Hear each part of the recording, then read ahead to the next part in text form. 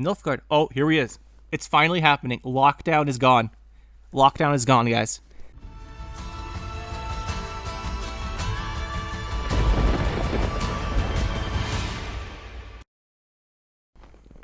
Alright guys, we'll take a look at the patch notes for 10.10 here. 10.10, however you want to say it.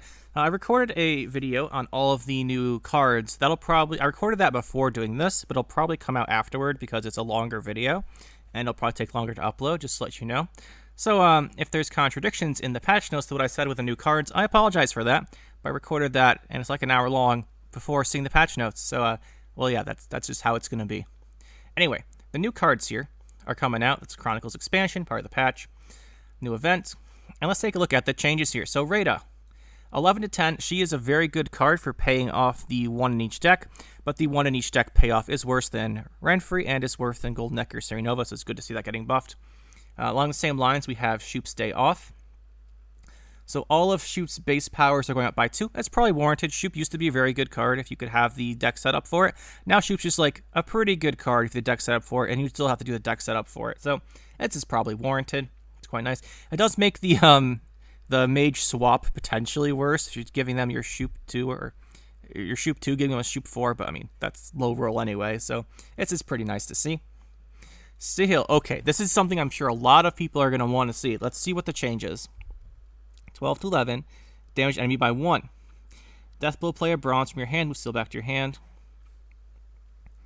It doesn't increase the power. Okay, also increase the damage by the rest of the game. So initiative is increase the damage by 1 for the rest of the game.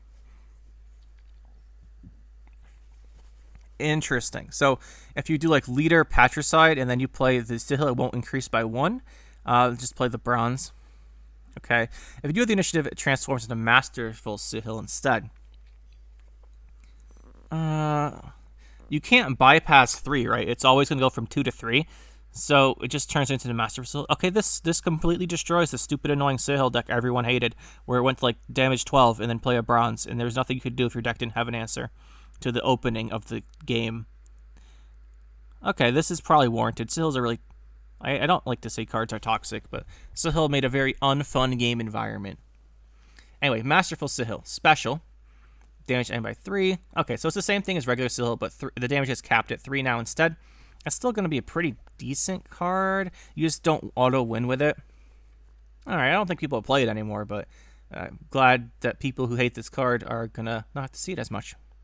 I don't think it's bad, by the way. Like, 3 damage and playing a bronze, it's not too bad. And you don't have to death blow with this anymore, right? The Masterful Sihil doesn't have to death blow, so it's a better payoff in some ways, but you don't get your King Bran with like plus 15 or whatever. So I don't think it's bad. I think Sihil will probably still be pretty decent, but no one will play it anymore because no one plays stuff after it gets nerfed. Alright, Aimless Wrath, monsters. Only monsters change. Damage enemy by highest power. Yep, same thing. If it's on a row with Frost, destroy it. Alright, now that is an effect. Yeah, just a plain destroy for Wild Hunt Frost. Really good to have that. It means you don't have to run Dominance. If you wanted to run like Aimless Wrath before, you'd run like Aimless, discard Griffin, discard the Conqueror, then play Aimless Wrath after to destroy something. Now you can just play Aimless Wrath and not have to run Aimless if you don't want to, and not have to run like a Death Wish Consume package. I really like this change. Really glad to see this for monsters. I think this is gonna be really good, really good card now. I don't think other monsters actually want to play a Frost card just to trigger this. Although Eridan's pretty good value on his own, but then he hits the highest unit with the Frost. So this is it has interesting effects. I think you want to combine this with the leader charge from the Wild Hunt Frost to move the unit to the Frost, then destroy it before it takes damage from the Frost, because then you're losing value. But overall, this is gonna be a really good card. They can also just play a card on the Frost row, and then you can kill it, because then the Frost ticks at the start of their turn and won't have damage to the unit yet. This is really good. Arnold Patricide, power from 11 to 12. Yeah, sure. Leader powers have gotten a little higher, and this doesn't combo with Sihil until like the completely like annoying thing where they just have the Sihil up to like 10 or whatever. Soulblood Totem. Okay, I've been waiting for a Soulblood Totem forever. Yes, resilience. It should have resilience. Thank you.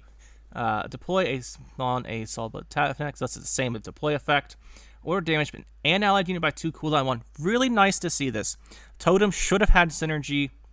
Well, it did have synergy with the self-damage deck. Now it has more synergy. It should I think I said this in a video a while back with Svalbard Totem that I think it should have an order that synergizes with the cards better. I think I said this, but yeah, this is exactly what I want to see for this. Makes a lot of sense, helps out Self-Wound. You can use the order here quite a bit, combo with things. You can do this in, you can't run this in, what's it called? Golden Necker. And this would, if this went to 9, it would have been amazing in Golden Necker. Self-Wound, because you don't have like the Rain decks in particular, because you'd want to use this to damage your allied unit instead of having the Ursine Ritual ability. But this might just be enough that you could try out non-Ursine Ritual Self-Wound, because this thing has resilience. So I'm really excited to try that out. I've been wanting to see this for a while. And yeah, this is a change that I've been wanting to see, almost word for word, for like 10 months. So I'm really glad to see this. Next up, we have Brockvar Archer, provision change from 5 to 4. Oh, that's pretty decent. I don't know if we'll see it played anymore. Like, still don't see it played, but Brockvar Archer is an interesting card. Drummond Berserker from 5 to 4. Now, this one is a bigger deal, because sometimes you want to run Drummond Berserker, and you can play the thing with both of these, you can play with War of Clans, which is nice to play with War of Clans. It's nice to have options with it. I'm not sure Archer quite makes it now, but it does have potential. Drummond Berserker, though, if it plays as a 5, it does 2 damage, and then it transforms, right? So it's 8 for 4. That's really good. Note that it's hard to play this thing with War of Clans because it does transform into the bear, but if they kill it, then you can. Pretty good overall with these ones. I think the Drummond Berserker will see more play than the Archer, but I'm really excited about the Svalbard Totem. I can't wait to try this out. I said this before. Glad to see that the developers have the same line of thought. Seagull updated tooltip. Yeah. Seagull's tooltip was weird. Now it makes more sense. Northern Realms mobilization bonus power change from 16 to 15. Okay, so it's getting changed. Spawn a base copy of an allied bronze soldier and boost both by 3. Oh, it doesn't spawn and play. I always thought it spawned and played. Maybe I was wrong about that. No, I'm pretty sure it did spawn and play before, but I could be wrong because I didn't play mobilization that much, so mostly for Revenants. But this is really good with the new Reaver cards, because you can play one of the Reavers and make a second one right away and boost both by 3, so that at 5 with 2 armor, that's really hard to kill. It makes a really good setup to a round. This is going to be really good with that. The only thing is they don't have Zeal then, but that's fine, because they're going to be pretty hard to get rid of. Then you can spawn 2 more Reavers the next turn. Yeah, that's pretty good. So King Foltest now spawns... Alright, no more Renfri's Gang Commandos. Wait, there's no Renfri change though, right? So we're going to nerf Renfri's Gang Commandos because it uses Renfri's Gang. But we're not going to nerf Renfri. I don't think this deck was that problematic. I mean, maybe it was annoying to deal with. Oh, full Pavetta to non-neutrals. Blue Stripe Scouts, non-neutrals. Okay. I mean, I kind of think it was worse than Blue Stripes Commandos because the consistency was worse. But, I mean, sure. I guess we can remove this deck from the game. I don't mind that much. Like, it was an annoying deck to go up against, sure. But, yeah. Kind of would have liked this, like... All right, this all makes sense, right? Because the Renfri's Gang, Blue Stripes, like Foltest deck, it had really good point slam. But like Renfri is still very strong in a lot of meta decks. I'm gonna be honest here, I would have rather see Renfri's Gang get nerfed to 5 than to see this, because that would have nerfed this deck really hard. In addition, like that would have dealt with this deck as well. And Renfri's Gang is the best thinning card in the game. But I mean, sure, you can do this. That's fine. Scoia'tael, Guerrilla Tactics. 16 to 15, yeah, Guerrilla Tactics like became the default, right? You play Guerrilla Tactics Harmony, you play Guerrilla Tactics everything. It's fine to revert this. Call of the Forest. I have been saying this for like a year, that Call of the Forest costs too much and it's worse than Royal Decree. People said I was dumb, but I'm pretty sure it was worse than Royal Decree, because 1 point for 1 provision is not worth it in a deck that needs consistency. But yeah, so 9, it's just better than Royal Decree now. Thankfully, it should be better than Royal Decree. It's a faction-specific card. Yeah, there we go. Thank goodness. Thank you. Simloss nerfed from 12 to 13. Yep, definitely warranted on that one. Simloss plays in a lot of decks and does a lot of great stuff. So that's definitely warranted. Overall, the Waylay decks just get 1 provision. That's not too bad. They don't play this, so they don't get a buff. This hurts more the Guerrilla Tactics Harmony with the double Bountiful Harvest, because it's a 2 provision nerf overall. Okay, that seems fine. Sure. Nilfgaard. Oh, here he is. It's finally happening. Lockdown is gone. Lockdown is gone, guys. All right. Lockdown is renamed to Toussaint. Wait. Tusantoi Hospitality. All right, no more lockdown. Sad days. Sad days. Thank goodness we got another lockdown video out before this patch comes out. So ability change to spawn and play Booher. So this is going to be a lot like Battle Trance. At least it looks like. Now you boost one more enemies, boost a random allied. Yeah, so it's basically Battle Trance, but for different synergies and in Nilfgaard. Nice. Artorias, Vigo, and Browthens both got nerfed, both warranted. Vigo creates a lot of good stuff. It simulates very, very strong. I'm sure a lot of people are going to be curious to see if Nausicaa Sergeant's in here, which we'll take a look at in a minute here. But Browthen's power from 4 to 3. Yeah, he played for like 10 for 10 on deploy, and his effect is just really good, triggering Assimilate. Yeah, so these make sense as nerfs. And Tusantoi Hospitality will be interesting to see. Now, oh no, Kahir. Oh, we played so many meme decks with Kahir back in the day. So power changed from 5 to 7. That's nice, hard to kill. Ability, whenever an enemy receives a boost during your turn. So he's no longer a win condition against Thrive decks. But he's still good. Like, this is... Okay. Kahir's good. He's going to see more play in these decks. Hard to remove. Still has melee, by the way. So that's worth noting. And receives boost during your turn. Whenever an enemy unit... Yeah, okay. So there's no cooldown on this. You can still play Yennefer with this. Okay, Kahir... probably... I mean, he loses an auto win condition against some decks. Like, if you played Kahir versus monsters with Vi, or you played against Thrive, you just automatically won the game. I guess this stops that from being a one-card win condition. But it's still really good. It synergizes with a new leader. It's still going to be a good card. It's not a win condition. But it's harder to remove at 7. So, I'm not sure overall. This is probably a buff. Like, those win conditions didn't happen that much. And they just got killed. So, I don't know. Probably good. False Series. I said this card should be changed recently, too. Let's take a look. Power from 4 to 1. Okay, we're going to synergize with something. Disloyal. Okay, so it's not a Disloyal card. That makes sense. Deploy a bronze tactic from your graveyard and give it doomed. End of turn, boost self by 1. Oh, okay, Grace. Okay, I got you. Another Grace card. Wait, this is a non-knight with Grace. That's pretty weird. Non-knight with Grace. Not sure how I feel about that, but so this is actually really good. Is you're gonna play a bronze tactic from your graveyard, give it doomed. It's probably gonna be Boo Hurt, right? And that's gonna boost just to 4, and then you can leader charge boost to 4, and then into their turn it goes up to 8, and you get it back. I think this is good. False Series is a 6 provision card, I believe. So you're playing 1 spying to play a tactic. I think this is good. You can boost this with the new guy that boosts by the combined power, although it won't boost her very much, right? Because she's only be at 1. There's a lot of things you can do here. I think this is pretty good change. I can't wait to try this one out. It might be awkward to play with is the only thing, because you want to get to that Gracie, otherwise you're just helping the opponent. So we got Milton. So, okay, here we go. Milton and Palmerin. And Rainfart. Okay, good. Let's see what we got here. Power change from 5 to 6. So he's a 6 for 6 with boost enemy by 4 and boost ally by 4. So this synergizes very well with Tusantoi Hospitality. Synergizes well with the new cards from Chronicles. Yeah, this synergizes quite well with Nilfgaard in general with the boosting. We have Order, boost the last boost. Whoa. Boost self by the last boost you get to an enemy unit this round. This is really good. Whoa, this is a really good card. This has to be locked, right? Because otherwise you're guaranteed at least +4, which makes this a 10 for 6. Oh, actually 10 for 6 isn't that insane. Never mind. I was thinking this card was going to be nuts. But yeah, you're right. You're only going to get like... 10 for 6 is good, though. And it synergizes with Tusantoi Hospitality. It's going to be like +1 from that boost. So if you are playing something that sets like is more than 4, though, this becomes better. The new guy's deploy ability comes to mind. But yeah, this card's really good. Okay, yeah, it's not insane. 10 for 6 is not that crazy, but it synergizes, and it's just a good card. All right, I think we finally have a place for you. Glad to see it.